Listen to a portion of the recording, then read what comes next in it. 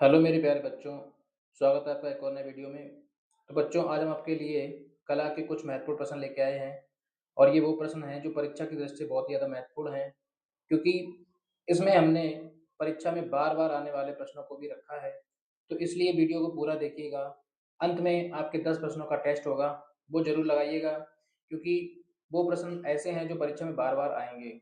तो चलिए वीडियो शुरू करते हैं।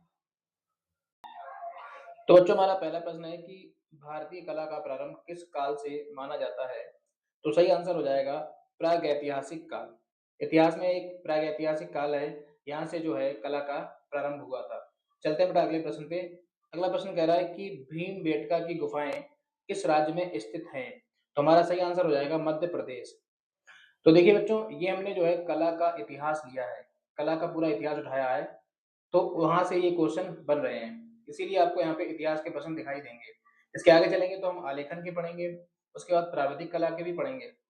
तो आगे देखते हैं क्वेश्चन नंबर अगला, क्वेश्चन नंबर 3। क्वेश्चन नंबर 3 कह रहा है कि अजंता की गुफाएँ किस कला के लिए प्रसिद्ध हैं? तो सही आंसर हो जाएगा बेटा चित्रकला के लिए, ऑप्शन नंबर सी। अब अगले प्रश्न पे चलते हैं। प्रश्न कह रहा है कि एलोरा की गुफाओं में किस धर्म किस धर्म से संबंधित कलाकृतियाँ मिलती हैं? तो सही आंसर हो जाएगा बौद्ध, हिंदू और जैन धर्म। अच्छा, एलोरा और अजंता की गुफाएँ कहाँ पर स्थित हैं? ये कमेंट करके बताइएगा। चलते हैं अगले प्रश्न पे। अगला प्रश्न कह रहा है कि मौर्य काल की कला का प्रमुख उदाहरण कौन-सा है? तो सही आंसर हो जाएगा अशोक स्तंभ। आप जानती हैं अशोक स्तंभ क्या है? हमारे भारत का राष्ट्रीय चिन्ह भी है। चलते हैं अगले प्रश्न पे। प्रश्न संख्या 6 कह रहा है कि गुप्त काल को किस कला का स्वर्ण युग कहा जाता है? तो हमारा सही आंसर हो जाएगा मूर्ति कला का। चलते हैं बेटा अगले प्रश्न पे। प्रश्न संख्या 7 कह रहा है कि खजुराहो के मंदिर किस राज्य में स्थित हैं? तो सही आंसर हो जाएगा मध्य प्रदेश। चलते हैं अगले प्रश्न पे।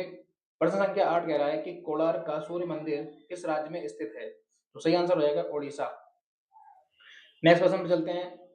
प्रश्न संख्या 9 कह रहा है कि मुगल चित्रकला की शुरुआत किस शासक के काल में हुई थी? तो सही आंसर हो जाएगा हुमायूं। हुमायूं किसका पुत्र था? तो बाबर का। अब चलते हैं अगले प्रश्न पे। प्रश्न संख्या 10। मुगल चित्रकला का सर्वाधिक विकास किसके समय में हुआ था? तो सबसे ज्यादा विकास हुआ था अकबर के टाइम पे। नेक्स्ट प्रश्न पे चलते हैं। क्वेश्चन कह रहा है कि राजा रवि वर्मा किस कला के लिए प्रसिद्ध थे? तो हमारा सही आंसर हो जाएगा तैल चित्रकला के लिए। अगला क्वेश्चन कह रहा है कि ताजमहल किस कला का उत्कृष्ट उदाहरण है? तो स्थापत्य कला का। ताजमहल किसने बनवाया था? तो शाहजहां ने।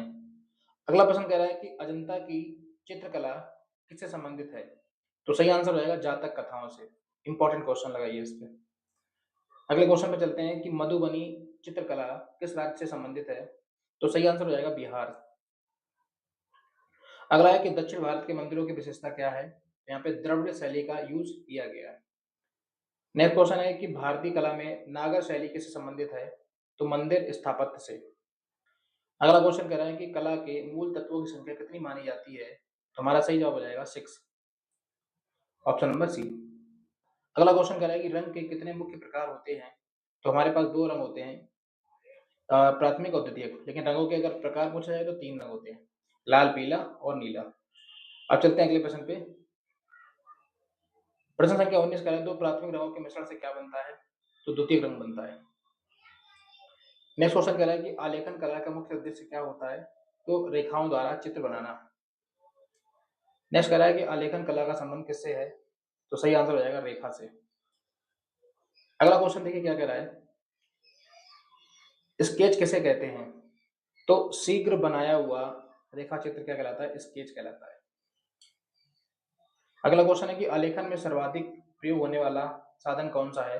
तो हमारा सही आंसर हो जाएगा पेंसिल। नेक्स्ट क्वेश्चन कह रहा है कि H B, two B, four B क्या दर्शाते हैं? तो ये क्या होते हैं? पेंसिल की कठोरता को दर्शाते हैं कि पेंसिल कितनी कठोर है, कितनी हार्ड है, कितनी हल्की रेखा खींचेगी, कौन सी बोल्ड रेखा खींचेगी, इन सब के बारे में क्या बताता है। तो हमारा आंसर हो जाएगा ऑप्शन नंबर बी, पेंसिल की कठोरता। अब चलते हैं अगले प्रश्न पे। अब देखिए यहाँ पे एक चीज जान लेते हैं कि एक होता है बेटा बी और एक होता है एच और एक होता है एच बी। तो बी माने आप याद रखिए, बी माने होता है बोल्ड, और बोल्ड मतलब होता है गहरी लाइन। जैसे एक लाइन हमने खींची, अगर आप इसको बोल्ड करते जाएंगे तो ये और थोड़ी वैसी हो जाएगी, गहरी हो जाएगी। तो बोल्ड का मतलब जहाँ पे बी लगा हो, इसका मतलब वहां पे गहरी लाइन खींची जा रही है। कैसी लाइन खींची जा रही है? गहरी। ठीक। अच्छा, अगर ऑप्शन में जैसे दिया गया है कि निम्न में से कौन सी पेंसिल से खींची गई रेखा अधिक गहरी होगी, और उसमें ऑप्शन दिया गया आपको, एक दिया है 2B, एक आपको दिया है 3B, एक आपको दिया है 4B। तो जितना आपका बोल्ड यानी बी का मान जितना बढ़ेगा, उतना ही आपका रेखा का मान गहरा होता चला जाएगा। तो हमारा आंसर हो जाएगा 4B। आई होप आपके समझ में आ गया होगा। मतलब बी का मान जितना बढ़ेगा, उतना ही ज्यादा रेखा और गहरी होती चली जाएगी। अब आगे समझते हैं।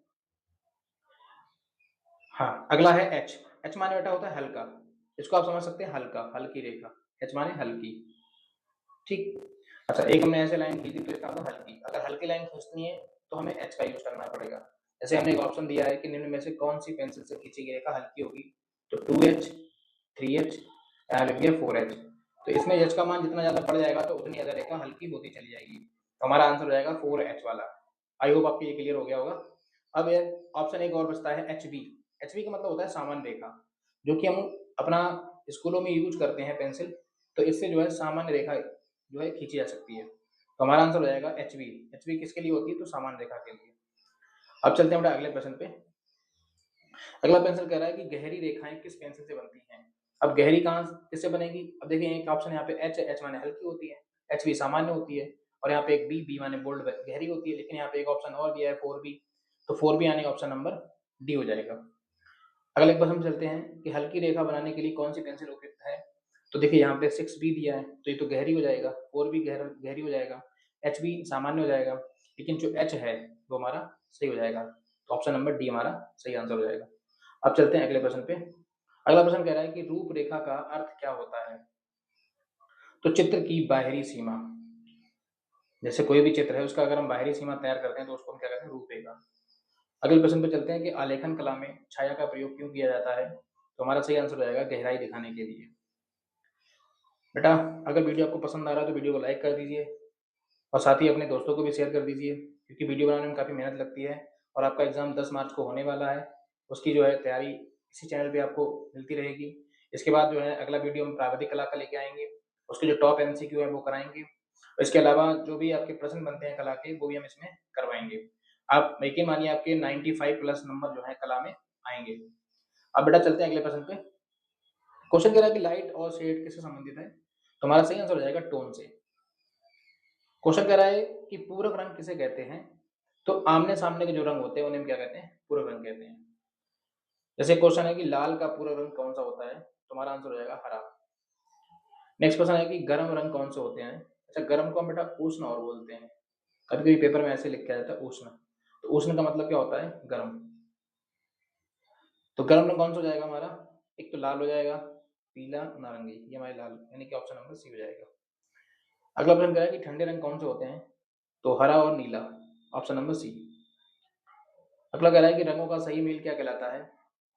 तो रंग योजना कहलाता है। क्वेश्चन कह रहा है कि चित्र में भाव प्रकट करने में सबसे अधिक सहायक क्या है। तो ऑप्शन नंबर सी, रंग। रंग जितने अच्छे होंगे उतना ही चित्र आकर्षक लगेगा। क्वेश्चन नंबर 36 कह रहा है कि रंगों का अध्ययन किस कला तत्व में आता है। तो हमारा हो जाएगा रंग में। अगला क्वेश्चन कह रहा है कि भीमबेटका की गुफाएं किस राज्य में स्थित हैं। तो मध्य प्रदेश में। ये रिपीट क्वेश्चन है। अगला लिया है हमने कि ओस्टवाल्ड रंग चक्र में कुल कितने रंग होते हैं। तो हमारा आंसर हो जाएगा 8। आलेखन में कौन सा रंग प्रयुक्त होता है। तो अपारदर्शी रंग। इंपॉर्टेंट लगाइए इस पे। इंद्रधनुष में कितने रंग होते हैं, ये भी इंपॉर्टेंट लगाइए। तो 7 रंग होते हैं। तटस्थ रंग कितने होते हैं, ये भी इंपॉर्टेंट क्वेश्चन है। तो 2। अगला कह रहा है कि रंग के कितने गुण होते हैं। तो ऑप्शन आएगा, हमारा आंसर हो जाएगा 3। अब चलते हैं अगले प्रश्न पे कि जल रंग बनाने के लिए कौन सा पेपर यूज होता है। तो हमारा आंसर हो जाएगा कॉर्डेज। नेक्स्ट क्वेश्चन है इंपॉर्टेंट स्टार लगाइए, पेपर में मिलेगा आपको। कला किस भाषा का शब्द है। तो संस्कृत भाषा का शब्द है। ऑप्शन नंबर 45, क्वेश्चन नंबर 45 कह रहा है कि आदर्श रंग कितने होते हैं। तो 3 होते हैं। अगला क्वेश्चन है 46 कि बिना ब्रश की सहायता से कौन से रंग लगाए जाते हैं। तो हमारा आंसर हो जाएगा पेस्टल रंग। अगले प्रश्न पे चलते हैं बेटा। कह रहा है कि आकृतियों की पुनरावृत्ति करने के लिए किस पेपर का यूज किया जाता है। तो ट्रेसिंग पेपर का यूज किया जाता है। 48 कह रहा है कि सूर्य की रश्मियों किरणों में कितने रंग पाए जाते हैं। तो सही आंसर हो जाएगा 7 रंग। 49 कह रहा है कि सूर्योदय समय क्षितिज का रंग कैसा होता है। तो लाल रंग होता है। अगले प्रश्न पे चलते हैं। अगला क्या है कि टिंट रंग कौन-सा होता है? देखिए, इस क्वेश्चन का आंसर आपको कमेंट बॉक्स में बताना है। जितने भी बच्चे देख रहे हैं, आपको कमेंट करके इसका आंसर जो है बताना है। दोस्तों, ये थी हमारी आज की वीडियो। आपको वीडियो कैसी लगी प्लीज़ कमेंट करके ज़रूर बताइएगा। अगर वीडियो अच्छी लगी तो वीडियो को लाइक कर दीजिए, साथ ही अपने दोस्तों को भी शेयर कर दीजिए, क्योंकि बेटा वीडियो बनाने में बहुत मेहनत मेहनत लगती है। आपके एक सब्सक्राइब करने से और एक लाइक करने से हमें बहुत हिम्मत मिलती है। तो वीडियो को लाइक कर दीजिए और चैनल को सब्सक्राइब कर लीजिए। मिलते हैं नेक्स्ट वीडियो में। Thank you.